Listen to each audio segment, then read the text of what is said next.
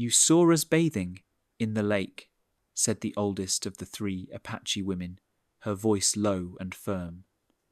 "Now you have to marry us." Before we get into the story, do not forget to hit that subscribe button and tell us where you are watching from. It was 1879 and dusk was falling over the dry, wind-burned highlands of New Mexico. Jonah Pike, 39 years old, rode his chestnut horse along a shallow creek, reins loose, a dented bucket swaying beside the saddle. He was tall and broad-shouldered, his face darkened by sun and years of solitude. Once a Union soldier, he had survived the war only to bury his wife after a fever took her. Since then, life had shrunk down to work and silence. As he guided the horse down to a low bend of the creek, the sight ahead made him stop. 3 Apache women stood waist, deep in the clear water, their black hair gleaming, their bronze skin catching the dying sunlight. Their worn, tattered dresses lay scattered on the sand. Jonah meant to turn away, but their eyes held no fear or shame. The oldest, strong and unflinching, stepped forward until the water reached her hips and spoke in broken but certain English. "You saw us bathe. Now you must marry us." Jonah froze, thinking it might be a trap. But when he looked closer, all he saw was exhaustion and pride. They had nowhere else to go. Even as he wanted to ride away, something in him, pity, maybe, or decency, kept him still. At last, he turned his horse and rode off, the bucket knocking softly against the saddle, his heart beating hard, as if he had just escaped a fate he could not yet name. When Jonah looked back, the 3 Apache women had climbed out of the water. They dressed in their ragged clothes, dripping hair clinging to their shoulders, and walked through the dry dust without hurry. By the time he reached his old wooden cabin, the light had turned orange. He dismounted, tied the reins, and saw them again standing at a distance, waiting silently. In his chest stirred the old unease fear of trouble, of gossip, but he also knew they had no other place to go. He opened the door. The dim oil lamp painted shadows on the walls, thick with the weight of years spent alone. When he turned back, they were on the porch. The oldest met his gaze calmly, without a trace of pleading. He hesitated. His mind told him to shut the door, but his hand would not move. The 3 women stepped inside. Their wet skirts clung to their skin.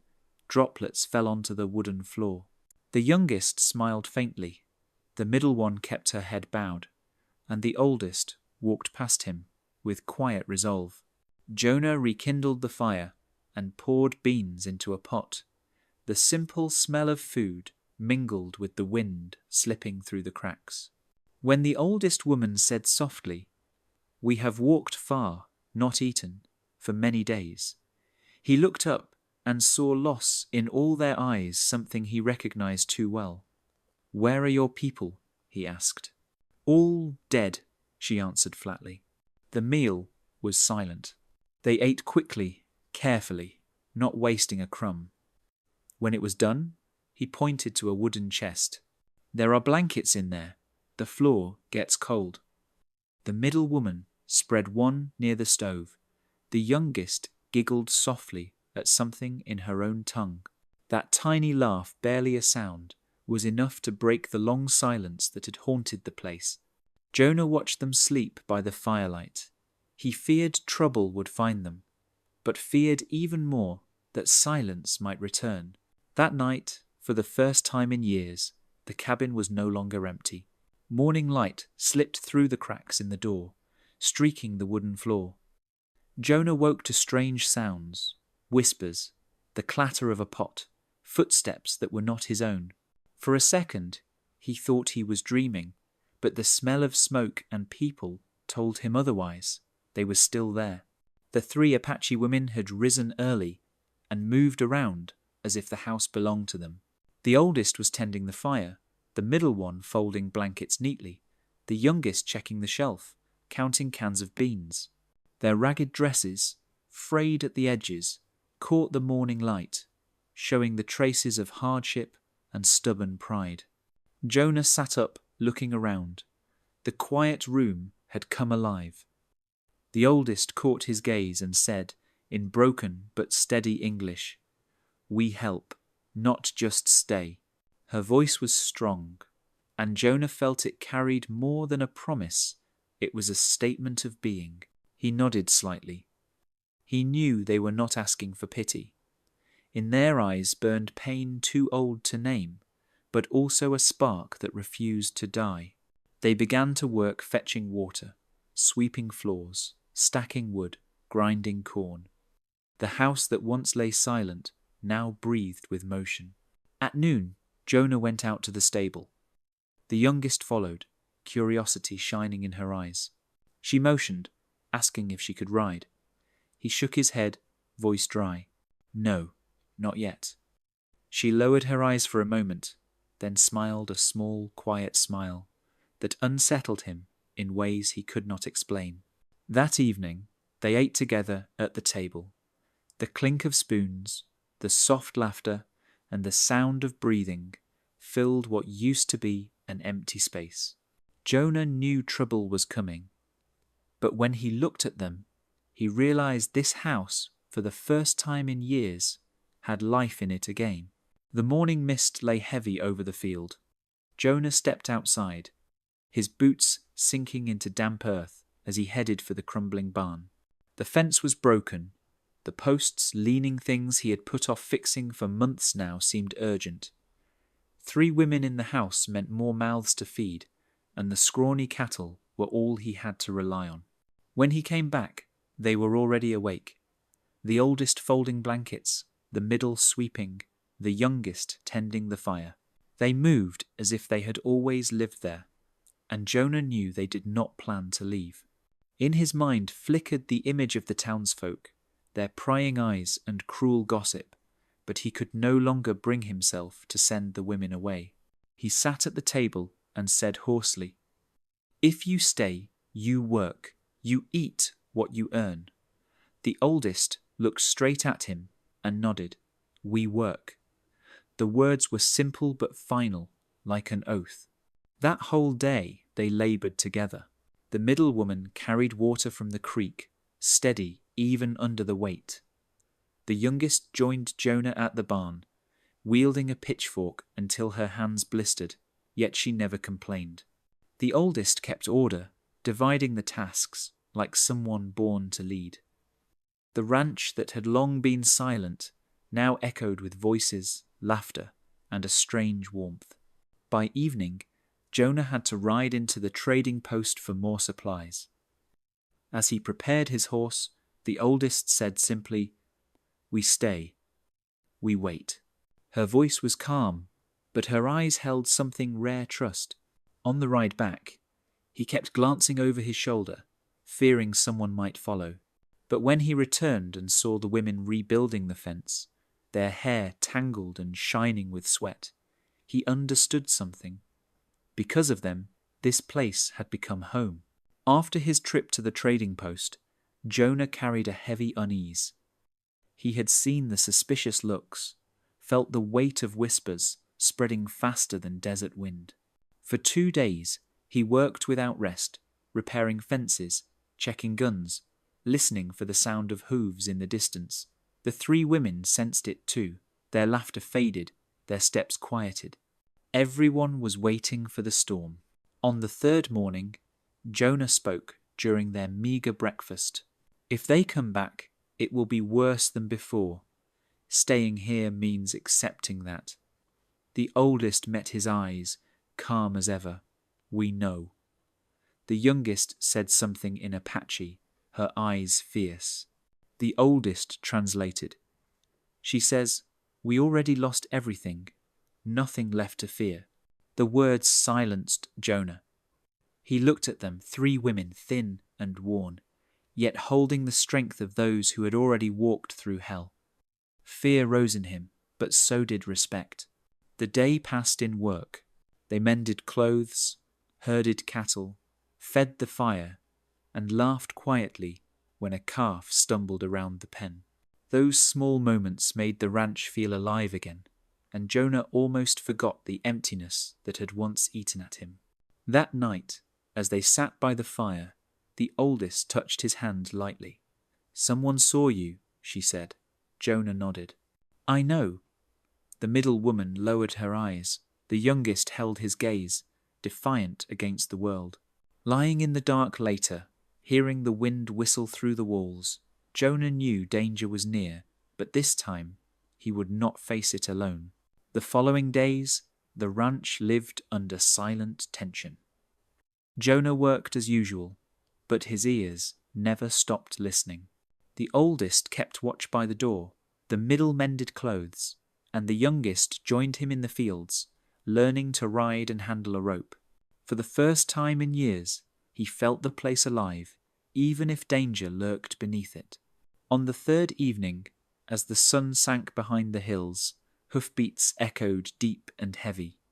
Jonah stood, grabbed his shotgun, and stepped onto the porch. 6 riders emerged through the dusk, dust swirling around them. "Get inside," he ordered. "Bar the door." The riders stopped at the fence, their eyes cold. One man, with a scar down his cheek, sneered. "Heard you got company. Some Apache girls, huh?"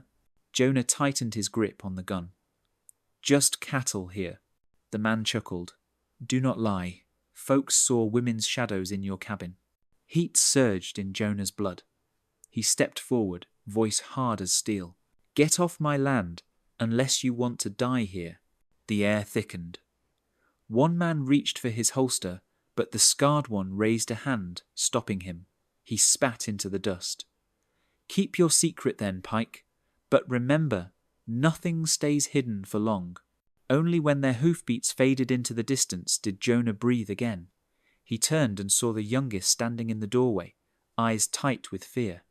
"They will come back," she said. Jonah nodded. "I know. That night, the cabin smelled of smoke and fear. The oldest spoke softly. "Next time, they will not just threaten." Jonah looked at them and said firmly, "Then we get ready." The firelight flickered across their faces. No one spoke, but in that silence an unspoken oath was made. When the fight came, they would stand together. Winter winds swept across the high plains, sharp and relentless. Jonah knew the men from the trading post would return. They were not the kind to give up. Every distant hoofbeat twisted his gut. Inside the house, the women knew it too, though no one spoke it aloud. The oldest stood guard at the window, the middle practiced English, learning the names of things around the cabin, and the youngest followed Jonah everywhere, learning to load bullets and handle the horse. By late afternoon on the 4th day, dust rose again from the trail. 6 riders, familiar faces, and a few new ones headed straight for the ranch. Jonah stepped onto the porch, shotgun in hand, shouting back toward the door. "Lock it!" The scarred man grinned. "We gave you time to think, Pike. Now we want your answer. You hiding those savages in there, ain't you?" Jonah spoke slowly. "None of your concern. Turn around. The law says anyone harboring them loses his land," the man replied. "We are just helping the law do its job." Jonah's voice hardened. "Law means nothing without justice, and this is my land. Step 1 foot closer, I shoot." Time froze. The scarred man drew first, but Jonah fired faster. The blast thundered through the valley. One rider dropped from his horse, and the rest fired wildly. Bullets ripped through the wooden walls. Inside, the oldest woman pulled her sisters down, aimed carefully through the window, and fired back. The youngest shouted in Apache, the middle one trembling as she handed her more shells. When the smoke cleared, only the echo of fleeing horses remained. Jonah lowered his gun, his shoulder shaking with exhaustion. The women rushed out, the youngest clutching his arm, the middle one near tears, the oldest still holding her gun, eyes fierce. "They will come again," she said. Jonah rasped, "I know, but they will know I will not hand anyone over." That night, the air reeked of gunpowder. The four of them sat by the fire in silence. No one there was a stranger anymore. They had survived together and silently sworn to protect one another. The next morning, the scent of smoke still lingered in the air. Jonah stepped outside and saw the broken fence, the walls pocked with bullet holes. He knew they would be back, more of them, angrier. But inside that cabin, 3 women worked steadily, cleaning guns, boiling water, bandaging wounds, preparing as if it were the most natural thing in the world. Amid that tense quiet, one thought came to Jonah. If the world had no place for them, he would make one, not out of pity, but because it was right. By noon, dust rose again on the trail, nearly a dozen riders this time. The scarred man led them, eyes burning. Jonah stood on the porch, shotgun ready. "Turn around," he called. "Not so easy," the scarred man said. "Hand over the savages, and we will leave you be." Jonah's voice was calm. "No one in my house is a savage. They are my family." The words hung heavy in the air. The oldest woman stepped out, guns steady. The youngest shouted something fierce in Apache, her voice rolling like thunder. The men hesitated. Finally, the scarred one spat. "The town will never take you back, Pike." Jonah answered, "I do not need the town." When the dust settled and the riders were gone, he turned to the women. Their eyes shone with trust. He set the gun on the table and said softly, "From now on, this is our home. I protect you, and you protect me. We are a family." They nodded. The middle one smiled for the first time. The youngest laughed through tears, and the oldest laid a hand on his shoulder. In that bullet-marked cabin, laughter mingled with the smell of beans and smoke. Outside, the desert night stretched on, but inside, the fire burned bright, a symbol of a new beginning, born from courage and choice. If this story touched you, please like, share, and subscribe to see more stories like this.